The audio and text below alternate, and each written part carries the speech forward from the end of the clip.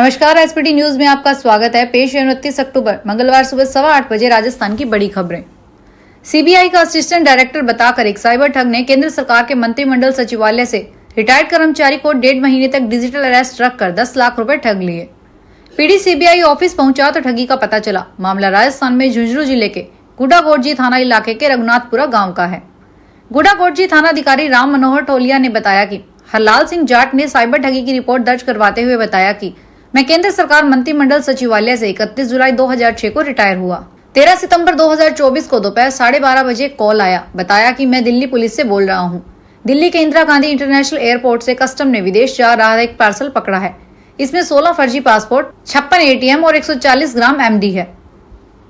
राजस्थान के मुख्यमंत्री भजनलाल शर्मा ने कांग्रेस पर दोगली नीति अपनाने का आरोप लगाते हुए कहा कि उसकी सरकार के समय क्षेत्र में विधायक देखकर बजट जारी होता था, जबकि भारतीय जनता पार्टी की सरकार अपने बजट में सभी 200 विधानसभाओं के लिए काम किया है।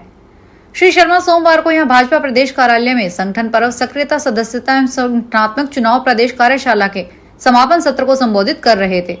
उन्होंने कहा कि भाजपा में राष्ट्र प्रथम की नीति पर काम किया जाता है और उसने जो बजट पेश किया है उसकी क्रियान्विति के लिए कार्य भी किए। भाजपा सरकार ने पिछले 10 महीनों में भाजपा संकल्प पत्र के 50% से अधिक वादों को पूरा कर दिया।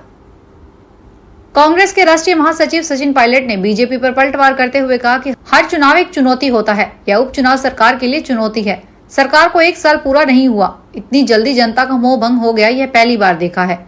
भाजपा की सरकार को लोग आईना दिखा देंगे। बीजेपी को लगता है कि वह सरकार के काम के दम पर जीत जाएगी। वह गलतफहमी में है। जयपुर में सोमवार को मीडिया से बातचीत में पायलट ने कहा, जल जीवन मिशन का काम ठप पड़ा है। ग्रामीण क्षेत्र में विकास के काम ठप पड़े हैं। वित्तीय संकट पैदा हो रखा है। सरकार में प्रशासन यहाँ खींच रहा है, बाबू वहाँ खींच रहा है। संगठन कुछ बोल रहा है, सरकार कुछ बोल रही है। सत्ता के कई केंद्र बन चुके हैं, उसमें लोग जूझ रहे हैं। उसका नुकसान लोगों को हो रहा है। राजस्थान में हमारे 7 उम्मीदवार मजबूत हैं, वे चुनाव जीतेंगे।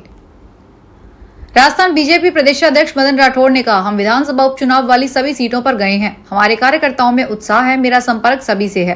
कांग्रेस कार्यकर्ताओं से भी मेरा संपर्क है। मैं किसी का नाम नहीं लूंगा, लेकिन कांग्रेस कार्यकर्ता भी कह रहा है कि आपके जिन उम्मीदवारों का चयन किया है वह बहुत अच्छा है। राठौड़ ने कहा, राजनीति में सभी से मिलना जुलना होता है।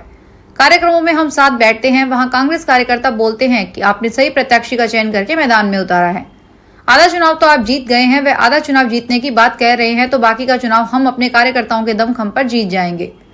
सभी क्षेत्रों में बहुत उत्साह है, हम 7 सीटें जीतेंगे। Train food app RailRestro ने कहा कि अब वह देश भर में 450 से अधिक रेलवे स्टेशनों पर रेल यात्रियों को उनकी सीट पर भोजन की आपूर्ति की सुविधा प्रदान कर रहा है। यह जानकारी सोमवार को रेल रेस्ट्रो की एक विज्ञप्ति में दी गई। रेल रेस्ट्रो के संस्थापक मनीष चंद्रा ने कहा, हम अपने ऐप की सुविधा को लेकर यात्रियों के भरोसे को देखकर काफी खुश हैं। हमारा लक्ष्य यात्रियों को खाने को लेकर अच्छे से अच्छा अनुभव प्रदान करना चाहते हैं।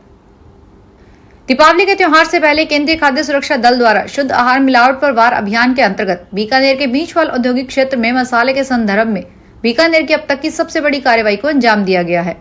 संयुक्त निदेशक डॉक्टर SN धौलपुरिया के नेतृत्व में दल ने लगभग 35 लाख रुपए कीमत के 18,000 किलो से ज्यादा संदिग्ध रंग मिले मसाले सीज करने की कार्रवाई की है। खाद्य सुरक्षा एवं औषधि नियंत्रण आयुक्त इकबाल खान को प्राप्त इनपुट के आधार पर बीचवाल औद्योगिक क्षेत्र में स्थित RK इंडस्ट्रीज का औचक निरीक्षण किया गया। यहाँ लगभग 18,000 किलो संदिग्ध रंग मिले मसाले, जिसमें 245 कट्टे लाल मिर्च, 200 कट्टे धनिया पाउडर और 1000 किलो हल्दी के मिले, जिसे मौके पर सीज किया गया। प्रथम दृष्टया मसाले में रंग मिलाकर इन्हें लाल पीला किया गया है। यह स्वास्थ्य के लिए बेहद हानिकारक हो सकते हैं।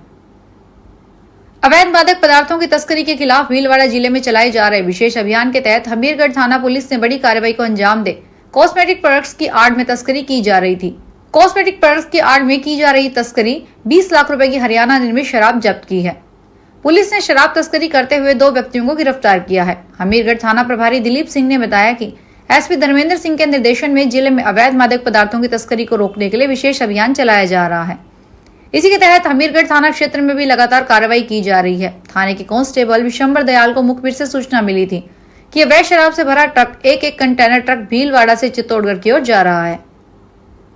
राजस्थान में अजमेर में स्वीकृत हुए हरिभाऊ उपाध्याय नगर पुलिस थाने के लिए अजमेर विकास प्राधिकरण ने भूमि आवंटित कर दी है।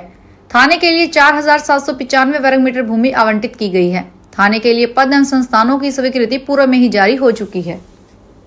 नागौर की खींवसर विधानसभा सीट पर उपचुनाव को लेकर पाले तैयार हो गए हैं। नामांकन पत्र की जांच के लिए सोमवार को 2 नामांकन खारिज कर दिए गए। रिटर्निंग अधिकारी हरि सिंह शेखावत ने बताया, नामांकन समीक्षा के दौरान सवाई सिंह चौधरी व धर्मपाल का नामांकन पत्र खारिज कर दिया गया। इससे पहले नामांकन के अंतिम दिन 25 अक्टूबर तक 15 उम्मीदवारों ने कुल 18 नामांकन दाखिल किए थे। आर शेखावत ने बताया, अब 13 अभ्यर्थियों के नामांकन पत्र सही पाए गए हैं, जिसमें भारतीय जनता पार्टी से रेवंत राम, भारतीय राष्ट्रीय कांग्रेस से रतन चौधरी, राष्ट्रीय लोकतांत्रिक पार्टी से कनिका, राष्ट्रीय जनमंडल पार्टी से कृष्णाराम, भारतीय रक्षक पार्टी में भीम रतन शामिल है। आगामी त्योहारों और अपराध नियंत्रण को देखते हुए कोटा रेंज आईजी रविदत्त गौड़ एक दिवसीय दौरे पर सोमवार को झालावाड़ पहुंचे। इस दौरान उन्होंने कानून व्यवस्था बनाए रखने के लिए पुलिस अधिकारियों को निर्देश दिए। एसपी ऋचा तोमर ने बताया कि कोटा रेंज आईजी रविदत्त गौड़ का पुलिस अधीक्षक कार्यालय में पहुंचने पर गार्ड ऑफ ऑनर दिया गया। इस दौरान आईजी ने जिले में पुलिस अधिकारियों के आगामी त्योहारों और अपराध नियंत्रण करने को लेकर अपराध गोष्ठी ली गई। इस दौरान आईजी द्वारा लोकल एक्ट 2 माह से अधिक रेप एवं पोक्सो SC/ST एक्ट के अपराध, पुलिस मुख्यालय द्वारा चलाए जाने वाले अभियान हार्डकोर एंड SH के संबंध में चर्चा की। अनुसूचित जाति, अनुसूचित जनजाति, अन्य पिछड़ा वर्ग, दिव्यांगजन एवं सफाई कर्मचारियों से लोन के लिए ऑनलाइन आवेदन 30 अक्टूबर तक मांगे गए थे, जिसकी तिथि बढ़ाकर अब 30 नवंबर 2024 कर दी गई है। परियोजना प्रबंधक ने बताया कि निगम की विभिन्न योजनाओं में 40,000 से 10 लाख तक का लोन 4 से 8% ब्याज दरों पर 20 त्रैमासिक किश्तों में वसूल करने की शर्तों पर स्वीकृत किए जाते हैं।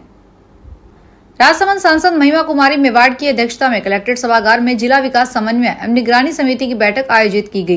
बैठक में विधायक दीप्ति महेश्वरी, कलेक्टर बाल मुकुंद असावा व जिला परिषद सीईओ बृजमोहन बैरवा सहित अधिकारी मौजूद थे। बैठक में सांसद महिमा कुमारी मेवाड़ ने कहा कि जिले में सार्वजनिक शौचालयों की स्थिति को सुधारने पर काम होना चाहिए। शौचालयों में स्वच्छता पर विशेष ध्यान दिया जाए। जब पर्यटक बाहर से आते हैं तो खराब सार्वजनिक शौचालयों से प्रतिकूल प्रभाव पड़ता है। बांसवाड़ा मुख्य चिकित्सा एवं स्वास्थ्य अधिकारी को मिली शिकायत के बाद विभाग की एक टीम ने सुंदनी पे एक घर पर छापा मारा। घर के बाहर बनी दुकान में सिर्फ चश्मे बनाने का सामान मिला। CMHO डॉक्टर HL तबियार ने बताया कि सुंदनी गांव में अजीत गर्म नाम के व्यक्ति के घर के बाहर दुकान पर अवैध चिकित्सालय चलने की शिकायत मिली थी। इस पर जांच की गई तो पाया कि यहाँ पर आंखों की जांच के लिए एक मशीन लगी थी और चश्मे बनाने का सामान रखा हुआ था। अजीत गर्ग नाम का व्यक्ति नहीं मिला और उसके पिता चंपालाल से पूछताछ की। उन्होंने बताया कि वे चश्मे बनाने का काम करते हैं। शिकायतकर्ता ने झूठी शिकायत की है।